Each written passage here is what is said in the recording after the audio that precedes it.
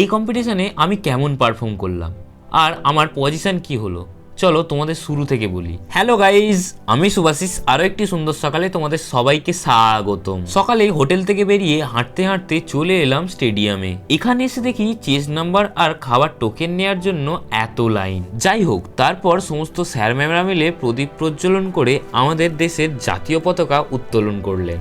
এরপর আমাদের স্যারের বক্তব্য, তার সাথে আমাদের ইনস্টিটিউটের বোন আরোহীর একটা অসাধারণ আর্টিস্টিক পারফরমেন্স দেখে শুরু হলো আজকের কম্পিটিশন ভালোভাবেই চলছে, তার সাথে প্রচুর বেলাও হয়ে গেছে।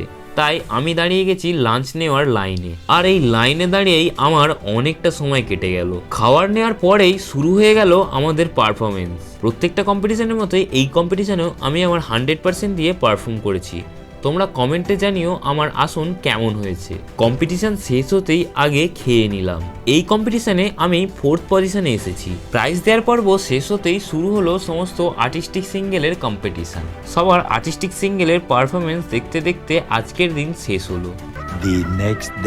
আজ হলো সমস্ত চ্যাম্পিয়ন অফ চ্যাম্পিয়ন রাউন্ডের খেলা। সবশেষে আমাদের টিমের অনেকেই চ্যাম্পিয়ন ও রানার্স হয়েছে। তার সাথে বেস্ট টিম, বেস্ট কোচ আরও বিভিন্ন অ্যাওয়ার্ড আমাদের স্যার ও আমাদের টিম অর্জন করেছে।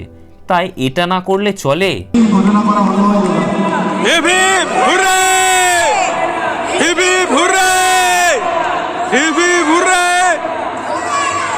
সবশেষে জানাই রাধে রাধে।